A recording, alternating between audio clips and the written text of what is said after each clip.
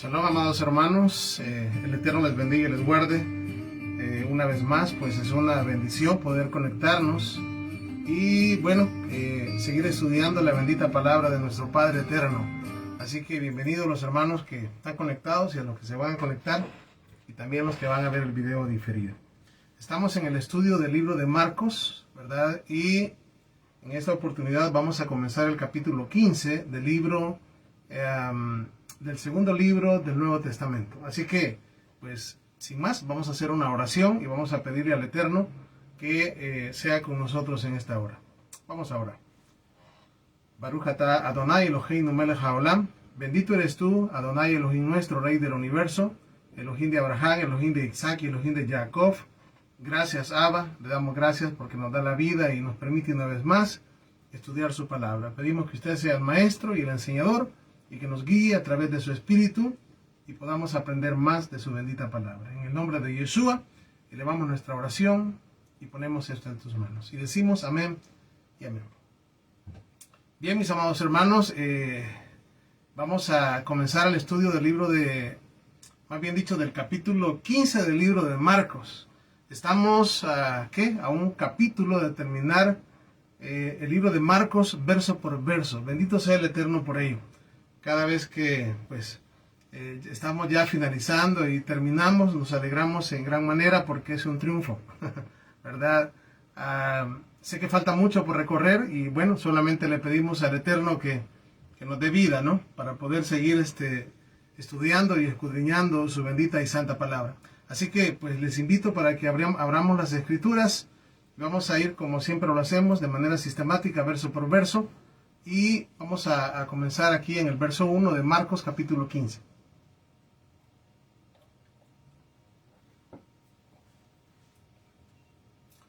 Bien, dice así.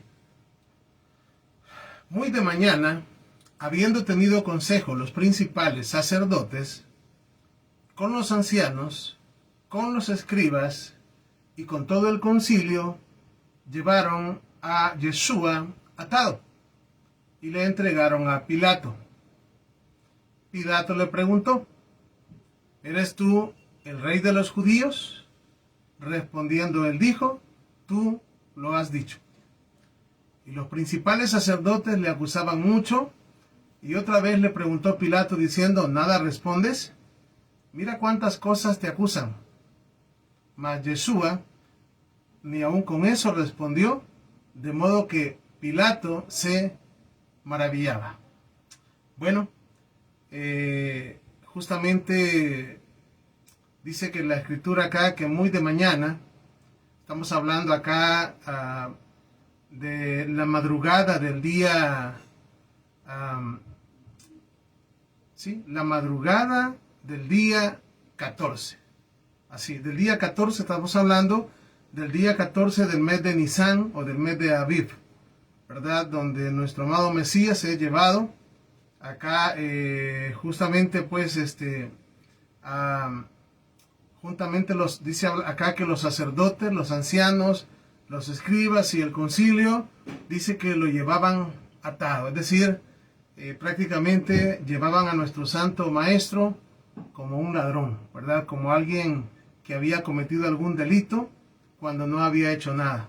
Esto realmente es impresionante porque las escrituras nos está contando lo que le pasó a nuestro Mesías, a nuestro Rey, a nuestro Redentor.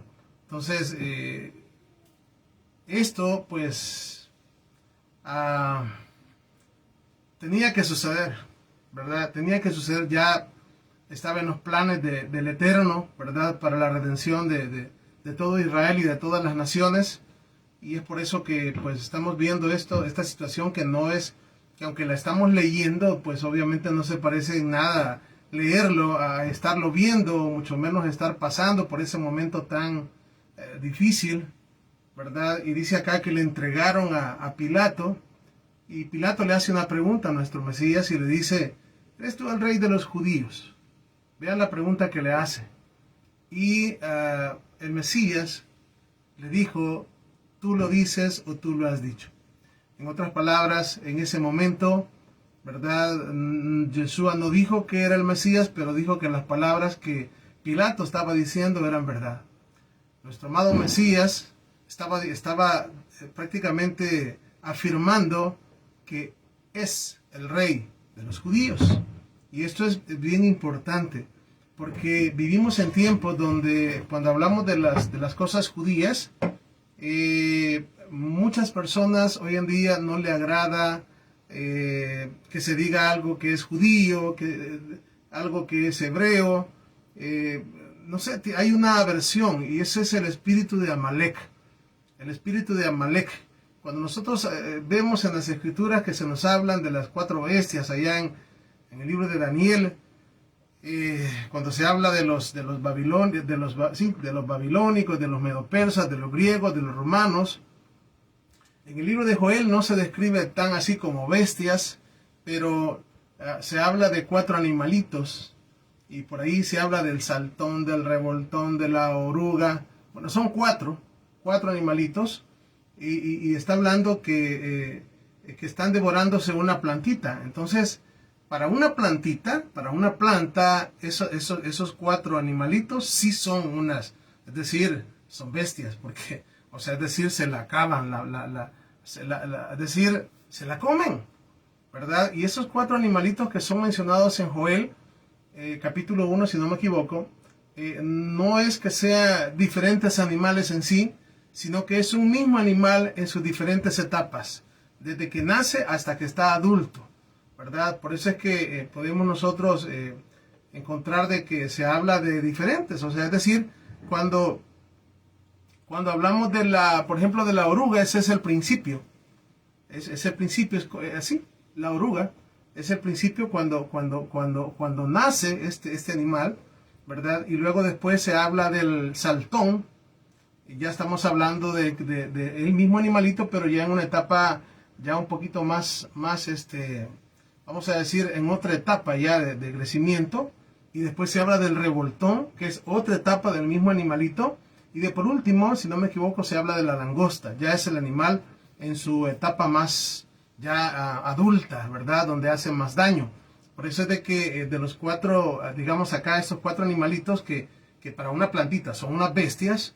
En otros capítulos de Daniel se habla acerca de estas 4 bestias, y de esas 4 bestias, la bestia más, vamos a decir, la peor es Roma, ¿verdad? Pero es un mismo espíritu, es el espíritu de Amalek, es el espíritu vamos a decir, que siempre ha estado en oposición al Eterno, a la Torá, al pueblo hebreo, al pueblo judío, a todo lo que es santo, a todo lo que es sagrado. Y lamentablemente, ¿verdad? También hoy en día muchas personas, aún personas, ¿verdad?, que dicen amar a Dios, que dicen amar al Mesías, también pues se les es decir, traen jalando esa misma herencia y lo mismo, ¿no? Vamos a decir, un odio, una aversión a las cosas hebreas, a las cosas judías, a la ley, a los mandamientos, ¿verdad? Creo que son temas que nosotros ya conocemos, y bueno, muchos de nosotros venimos de ahí. Entonces sabemos perfectamente cómo es que se piensa, ¿verdad? Porque muchos de nosotros estuvimos allí, ¿verdad? E hicimos muchas cosas como las que se piensan y se dicen actualmente. Entonces, nuestro amado Mesías acá, él pues de ninguna manera está él negando que es el rey de los judíos, ¿verdad? Esto es bien importante, porque las escrituras cuando hablan cuando habla del pueblo judío, pues sabemos de que estamos hablando del reino del sur, estamos hablando de la casa de Judá, estamos hablando del hijo mayor que se quedó en casa en la parábola del hijo pródigo, estamos hablando de aquel pasaje que dice que 10 hombres tomarán del manto de un judío y dirán, hemos de ir con vosotros porque el Eterno está con vosotros. Pasajes como el Mesías hablando con la samaritana, y el Mesías diciéndole, ustedes no saben lo que hacen, nosotros sabemos lo que hacemos porque la salvación viene de los judíos. El apóstol Pablo tampoco decía menos, ¿verdad? Si no me equivoco, Romanos capítulo 3 dice, ¿qué tiene de más el judío? Y la respuesta es mucho en todas maneras, ¿verdad? Primero porque se les ha confiado la palabra del Eterno. Entonces, Si bien es cierto, les digo, hay una venda puesta en el pueblo judío, no podemos negar de que realmente pues el Eterno y aún nuestro Mesías pues ha conservado la vida del pueblo judío, y ellos han guardado para nosotros, ¿verdad? Muchas de las cosas que si no fuese por ellos, pues es decir, ellos fueron el instrumento para guardar una herencia, nosotros no conoceríamos muchísimas cosas, ¿verdad? Es decir, debe de haber un agradecimiento, ¿verdad? Primero porque nos dieron a nuestro Mesías, y segundo porque nos dieron la Biblia. Entonces, de verdad que uno se queda sin palabras. Obviamente, aquí hasta el verso 5 tenemos el cumplimiento de la profecía de Isaías 53, donde dice que como cordero fue llevado al matadero, dice que no abrió su boca. No abrió su boca. Es decir, en silencio. Y vemos acá que le preguntan a él y dice que él no respondía nada. ¿Por qué? Porque se tenía que cumplir la escritura, que él se iba a quedar callado. Él se iba a quedar callado. Y lo hemos dicho muchas veces. El silencio es el grito más grande que puede haber. Nuestro amado Mesías estaba siendo llevado hacia a donde estas personas, ¿verdad? Que no lo querían. Pilato igual, pues acá en apariencia como que, pero realmente no les importaba, pero obviamente tenía que cumplirse la escritura. Vamos al verso 6. Estamos en Marcos capítulo 15, verso 6, estudiándolo de una manera sistemática. Dice: ahora bien, en el día de la fiesta le soltaba un preso, cualquiera que pidiesen, ¿verdad? ¿De qué día de la fiesta está hablando? Estamos hablando de la fiesta de Pesaj. Dice que en esta fiesta tenía la costumbre de soltar un preso. Y había uno que se llamaba Barrabás, preso con sus compañeros de motín, que habían cometido homicidio en una revuelta, ¿verdad? Se dice que muy posible Barrabás era del grupo de los celotes. Era un grupo que también anhelaba la liberación de Israel, pero no de una manera espiritual, sino que era como como guerrilleros, ¿no? Como que a la fuerza querían ellos hacer como guerra de guerrillas, ¿verdad? Y justamente pues se dice que de allí era este hombre, y viniendo la multitud comenzó a pedir que se hiciese como siempre les había dicho. Y Pilato le respondió diciendo: ¿queréis que os suelte al rey de los judíos? Porque conocía que por envidia le habían entregado los principales sacerdotes, ¿verdad? Es aquí donde nos hace recordar la vida del patriarca Yosef, ¿verdad? De cómo también pues Yosef fue vendido por sus hermanos por 20 piezas de plata, y también había sido vendido por envidia. Eso lo dice allá en el libro de Bereshit o el libro de Génesis. Lo mismo está pasando acá con nuestro Mesías. También lo habían entregado por envidia. Mas los principales sacerdotes incitaron a la multitud para que le soltase más bien a Barrabás. Respondiendo Pilato le dijo otra vez: ¿qué pues queréis que haga del que llamáis rey de los judíos? Y ellos volvieron a dar voces: crucifícale. Fíjense bien. Ahora, voy a seguir leyendo, quiero hacer un comentario. Dice: Pilato les decía: pues qué mal ha hecho. Pero ellos gritaban aún más: crucifícale. Y Pilato, queriendo satisfacer al pueblo, les soltó a Barrabás y entregó a Yeshua, después de azotarle para que fuese crucificado. Una cosa interesante en esto de acá es de que cuando vemos que todo esto comienza, de hecho hicimos un comentario en un capítulo anterior, todo lo estaban haciendo de una manera no correcta. Tenían miedo inclusive que el pueblo en general se diera cuenta de lo que estaba pasando. Esto lo vimos la otra vez. Uno dice, porque bueno, pero aquí tenemos al pueblo que está... No nos vayamos a equivocar. Por eso es que quiero retomar esto. Lo que estamos viendo acá fíjense bien, es de la misma manera que se había, digamos, se había entregado, pero querían hacer el menos escándalo posible. eh, o sea, habían entregado al Mesías, le habían hecho un juicio de noche, cosa que no es correcto tampoco, no era legal eso, se lo hicieron de noche el juicio, eso no es legal, eso va en contra de la Torá, y digo porque quienes lo están haciendo son los escribas, los fariseos, o sea, los sacerdotes, no todos, pero sí, por lo menos aquí se menciona un grupo de ellos, de los líderes, y ahora pues tenemos, en apariencia tenemos al pueblo diciéndole crucificarle. Entonces uno dice, bueno, que no, que el pueblo está... ¿Y a dónde están todos aquellos? ¿A dónde están todos aquellos aquellos 5,000, aquellos 5,000 que alimentó, aquellos 4,000, aquellos que le seguían por todas partes?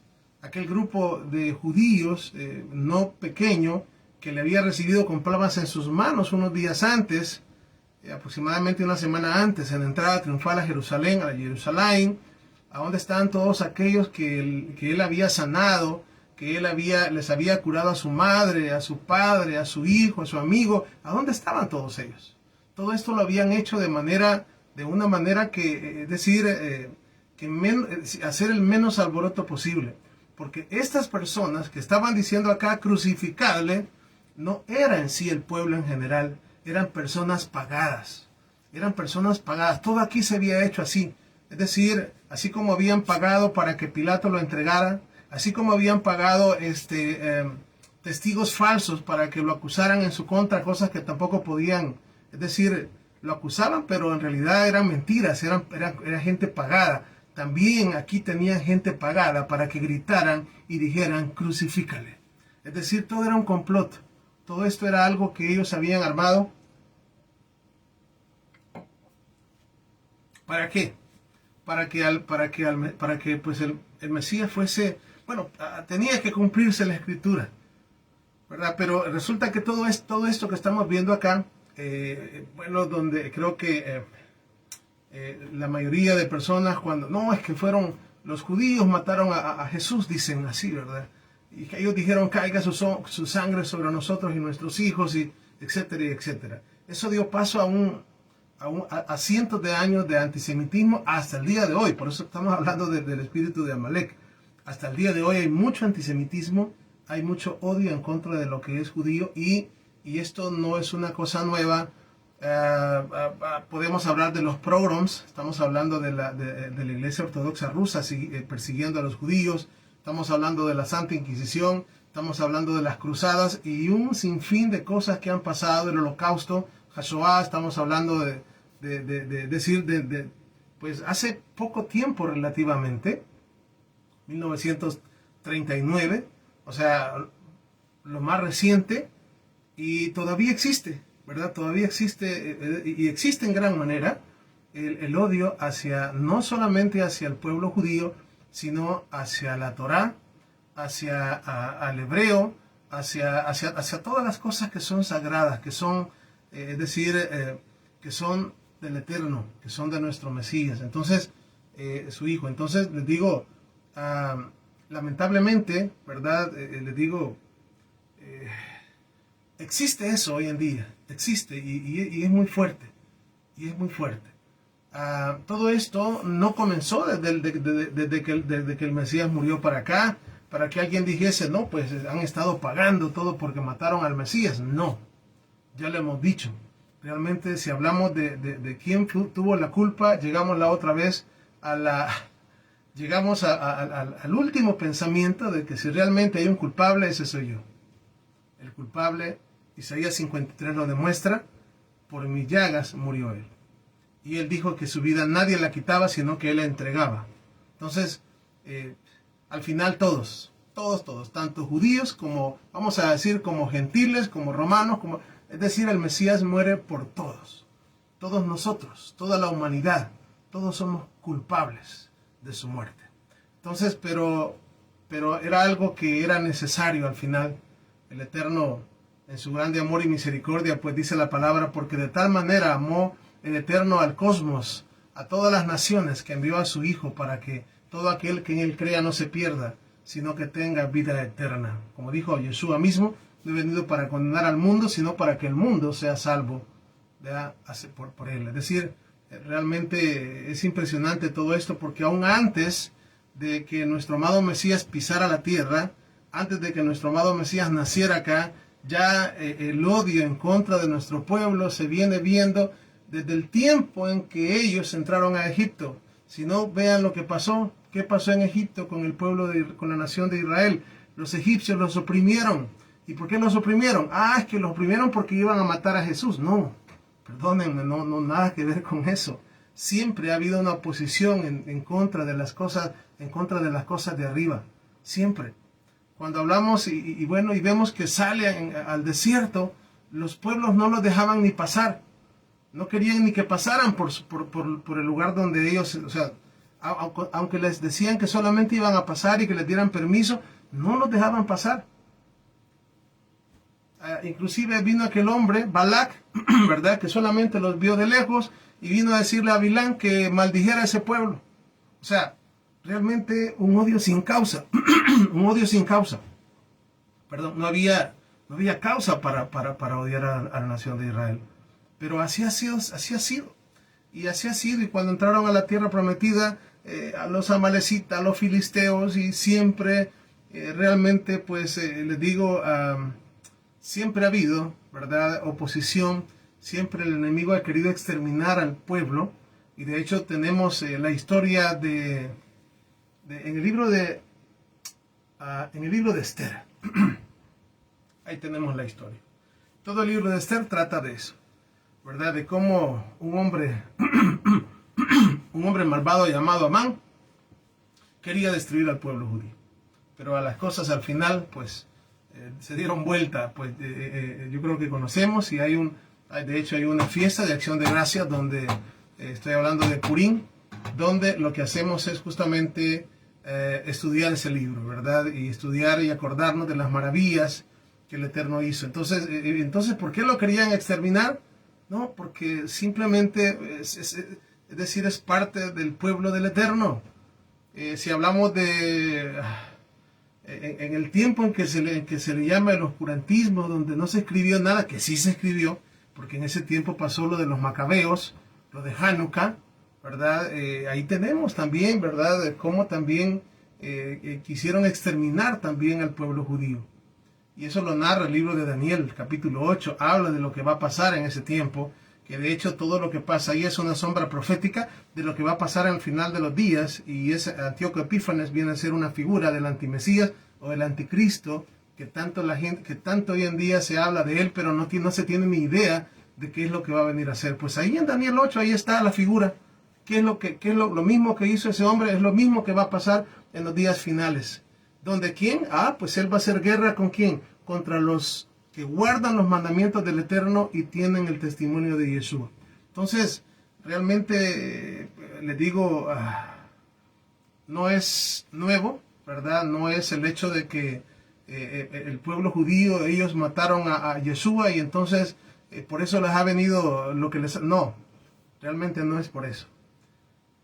No es por eso. Si ha venido todas estas cosas, de hecho Apocalipsis habla siempre, ¿verdad?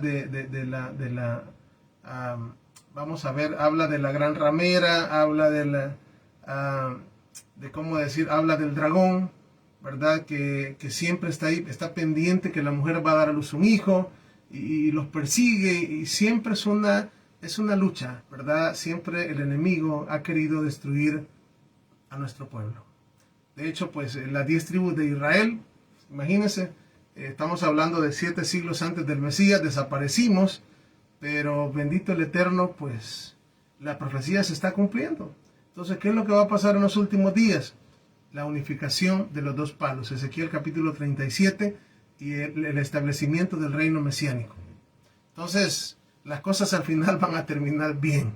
Eso es lo que nos tiene que animar y alentar, porque a pesar de que han habido muchas cosas no buenas y tantas cosas, pero lo que vale es el final. Al final, realmente, por eso es que estamos caminando, valga la redundancia, en este camino. ¿Por qué? Porque el Mesías digo estas palabras antes de irse. Aquí yo vengo pronto, y mi galardón conmigo, para recompensar a cada uno de acuerdo o conforme a su obra. Y aquí estamos caminando. Así que tenemos acá en el verso 14, ¿verdad?, a una multitud de gente pagada que decía, crucifícale. Y Pilato, queriendo satisfacer al pueblo, le soltó, y Barrabás entregó a Yeshua después de azotarle para que fuese crucificado. Estamos leyendo el verso 15. Dice el 16, entonces los soldados le llevaron dentro del atrio, esto es, al pretorio, y convocaron a toda la compañía, y le vistieron de púrpura, y poniéndole una corona tejida de espinas. En forma de burla, ¿verdad?, le pusieron una corona de espinas. Obviamente eso causó mucho dolor. Sin embargo, realmente, wow, solamente leer lo que estaban haciendo con él, no deja de sentirse algo en el corazón, porque realmente no merecía eso él. No había hecho nada. ¿Quién podía hablar en contra de él y decirle que si lo único que había venido a hacer era cosas buenas, hacerle bien a las personas y a salvarnos y a darnos la redención? Y acá pues se están burlando de él, le ponen una corona de espinas, ¿verdad? Dice el verso 18 que comenzaron luego a saludarle, salve rey de los judíos, y le golpeaban la cabeza con una caña y le escupían, y puestos de rodillas le hacían reverencias. Todo esto era sarcasmo, todo esto era burla, ¿verdad? La verdad que nosotros, ni siquiera una mirada, ¿verdad?, que nos haga alguien, o que alguien se burle de nosotros, de alguna manera, decir nos sentimos mal. Si no, tal vez se acuerdan, ¿verdad?, todos los que ya somos adultos o de niños, tal vez alguien nos molestó, o alguien nos dijo algo, o un compañerito que era más grande, qué sé yo, tal vez regresamos llorando a la casa, no sé. Ahora estamos viendo acá al Hijo del Eterno, al Redentor de Israel, al Redentor de las naciones, por quien tenemos vida, prácticamente ocupando nuestro lugar, porque es decir, somos nosotros los que deberíamos de ocupar ese lugar donde, es decir,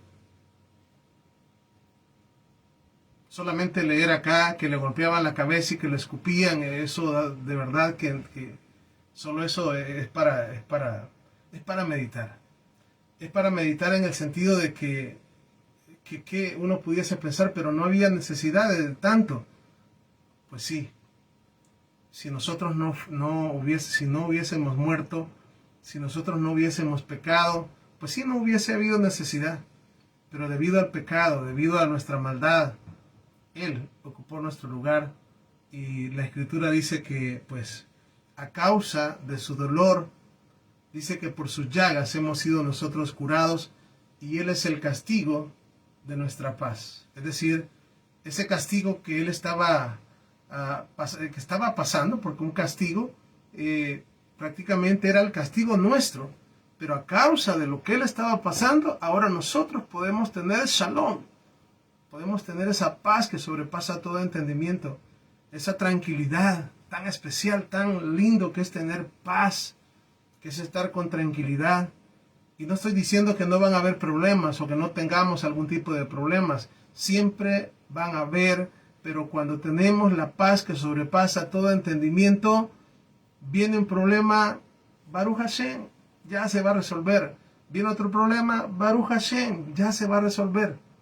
¿Sí? Y al final nos sentimos confiados. ¿Por qué? Porque tenemos al Rey de la Gloria con nosotros. Entonces, por eso es que dice que es el castigo de nuestra paz fue sobre Él. Hoy tenemos nosotros shalom, paz en nuestro corazón. Les digo, es maravilloso tener paz, tener tranquilidad, es bello. Y no todo el mundo tiene paz. La gente vive en intranquilidad. La gente vive con ¿cómo decir? No con paz, tal vez momentos de paz, pero realmente esa paz es la paz que el mundo da. La paz que nuestro amado Mesías nos dejó es la Shalom, que sobrepasa todo entendimiento y nos hace sentirnos confiados. Nos hace que nos levantemos y que demos gracias al Eterno porque estamos estrenando misericordias. Salimos confiados de que nuestro entrar y nuestro salir pues va a ser bendito, porque así está escrito y esas son las promesas que ahora nosotros podemos tomar para cada uno de nosotros y nuestros hijos y nuestras hijas. Nos acostamos, ¿verdad? Dormimos y dormimos confiados. ¿Por qué? Porque Él nos sostiene, porque Él está con nosotros. ¿Por qué? Porque eso es parte de las promesas del nuevo pacto o de las mejores promesas que ahora nosotros hemos prácticamente, se nos han servido en bandeja de plata. O sea, es decir, porque el sacrificio, lo difícil ya lo hizo Él. Todo lo que nosotros tenemos que hacer ahora es creer a su palabra, seguir al Mesías, negarnos a nosotros mismos y hacer las cosas bien, ser obedientes, depender de Él, porque realmente nosotros no dependemos de otra cosa más que de Él. Y es ahí cuando tenemos que aplicar los mandamientos y llevarlos a la práctica por amor al Eterno. Eso no es difícil, pero ahí va a depender del corazoncito que tengamos. Por eso Él nos dice, dame, hijo mío, tu corazón. ¿Por qué? Porque quiere darnos algo mejor. Quiere quitarnos ese corazón de piedra y darnos un corazón de carne, un corazón sensible a su palabra, para que veamos a través de sus ojos. Por eso dice, para que vean tus ojos por mis caminos, no por los tuyos. Porque si ves por los tuyos te va a ir mal. Porque al final, toda cosa mala, toda cosa que va en contra de la palabra del Eterno, puede ser que en un momento dado sea felicidad y gozo y alegría momentánea, pero después viene el fracaso y las consecuencias. Por eso Él nos ha hecho libres a través de la Torá, a través de la verdad. Y esa libertad no se compra, no se cambia. Esa libertad que Él nos ha dado no vale todo el oro del mundo. Por eso es que tenemos que sentirnos felices. Y esto debería de ser mayor motivo para vivir en santidad y para cada día mejorar nuestro camino y mejorar las cosas que hacemos delante de su presencia. Seguimos acá. Dice, estamos en el verso 19. Vamos con el verso 20. Dice, después de haberle escarnecido, le desnudaron la púrpura y le pusieron sus propios vestidos y le sacaron para crucificarle. Fíjese bien. Wow. Y le sacaron para crucificarle. Eso está terrible. Después de desnudarle, después de, bueno, realmente toda esa vergüenza que él pasó, nosotros teníamos que pasarla. Eso es una de las cosas más incomprensibles. Es decir,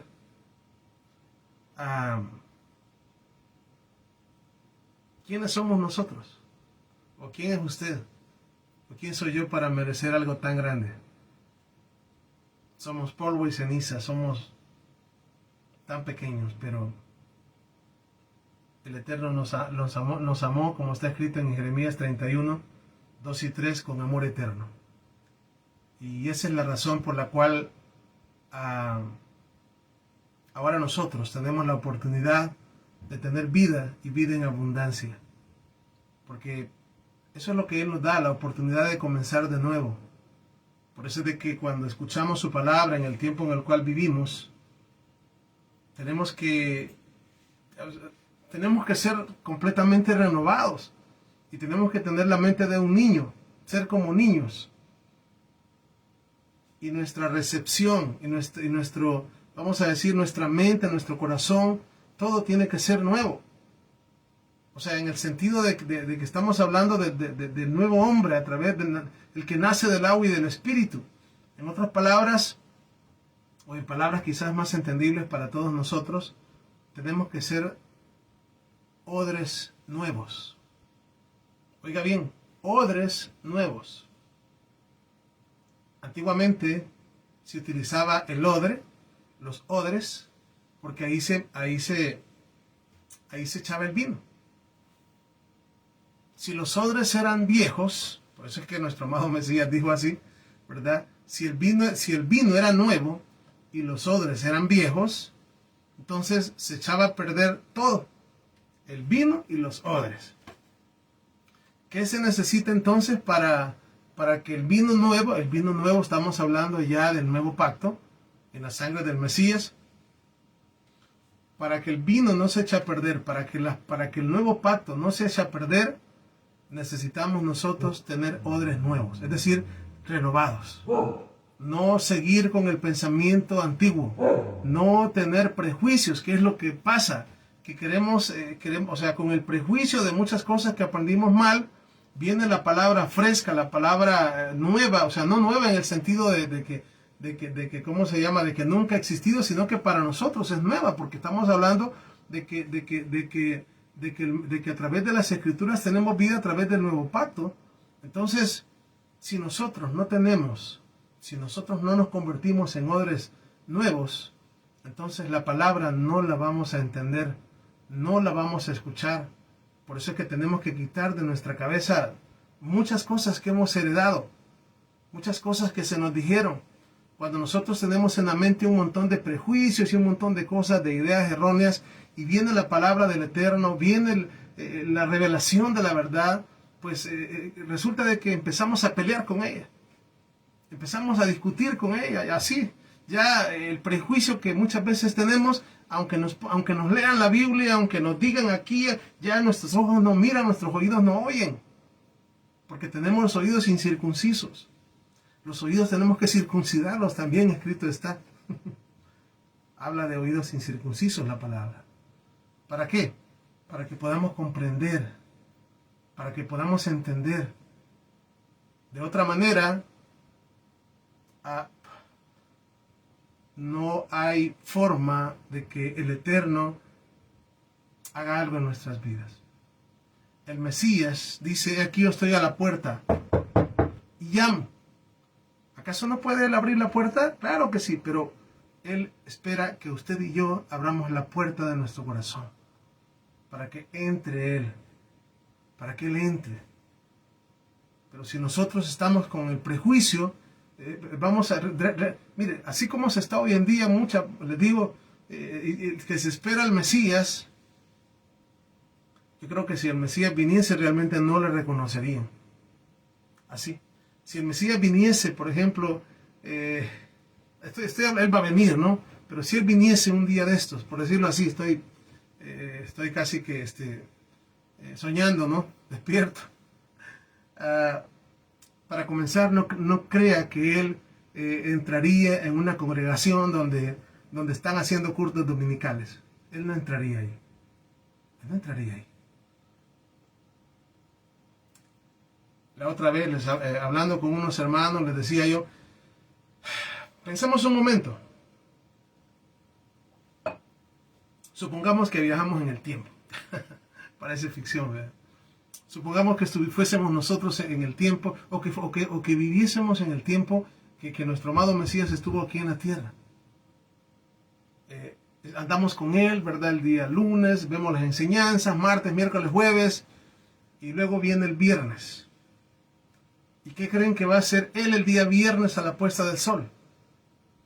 Va a comenzar a guardar Shabbat.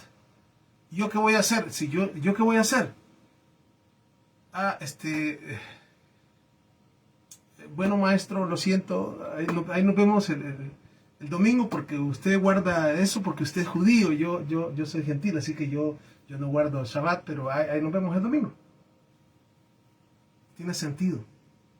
Porque si él viniera hoy, así, como estoy soñando despierto, pero si él viniera hoy y estuviera entre nosotros acá, él seguiría guardando Shabbat. ¿Sabe por qué? Porque la Escritura en el libro de Hebreos dice que él, hablando del Mesías, es el mismo de ayer, de ahora y de siempre. No cambia. Así como su Padre también, o nuestro Padre, dice que no hay sombra de variación en él. nuestro Mesías, guardó la Torá como nadie la ha guardado. Si tenemos un ejemplo, bíblicamente hablando, del hombre que hizo las cosas perfectas, es decir, sí hubieron muchos hombres santos, pero ninguno como Yeshua. Entonces, él es el mejor ejemplo a seguir. Por eso el apóstol Pablo decía, sed imitadores de mí como yo del Mesías, yo de Mashiach. Entonces, él no cambia. Lo que cambia es el ser humano. El que cambia es el pensamiento. Y dentro de todo eso están metidos los demonios, los espíritus. No porque le vamos a echar la culpa, digamos, a ellos, porque al final los culpables somos nosotros, porque si nosotros no le damos cabida o no le abrimos la puerta, porque tenemos muchas puertas, los ojos, los oídos, nuestra boca, entonces no entrarían. Pero la Escritura dice que el diablo, no ha venido sino para matar, para hurtar y para destruir. Ahora, obviamente, el ser humano es el que le da cabida, ¿verdad? Nosotros. Pero también nosotros podemos cerrar la puerta, ¿verdad? Cerrar la puerta para que él no entre y se aleje de nosotros. Así dice la Escritura: resistid al diablo y él huirá de vosotros. Sin embargo, pues si estamos con esa sed, con esa hambre de su palabra, yo les aseguro que el Eterno nos va a guiar a través del Mesías, a través de su Santo Espíritu, y por muy, como dicen los profetas, por muy torpe que fuese ese camino de santidad que Él nos abriría, no nos vamos a perder. O sea que al final depende de Él guiarnos, pero depende de nosotros creerle y seguirle a Él. Y eso es lo que muchas veces cuesta. ¿Por qué? Porque tal vez no hemos hecho las cosas así siempre porque nos enseñaron mal, pero tal está escrito en los profetas: mentiras hemos heredado de nuestros padres. Entonces, cuando la verdad viene a nuestras vidas, tenemos que estar dispuestos a dejarlo todo por Él. Todo, eso es negarnos a nosotros mismos. Porque muchas veces viene tal vez la revelación de la palabra, y tal vez venimos nosotros y se la decimos a otra persona, a un familiar, a un hermano, a quien sea, y cuando las personas no nos creen, pues tampoco nosotros accionamos. Nosotros pensamos que tal vez las otras personas van a decir: ah, sí, es de verdad, y entonces todos vamos a hacerlo. Pero cuando muchas veces vengo yo y el Eterno me revela a mí, y yo vengo y le digo a otro, le digo: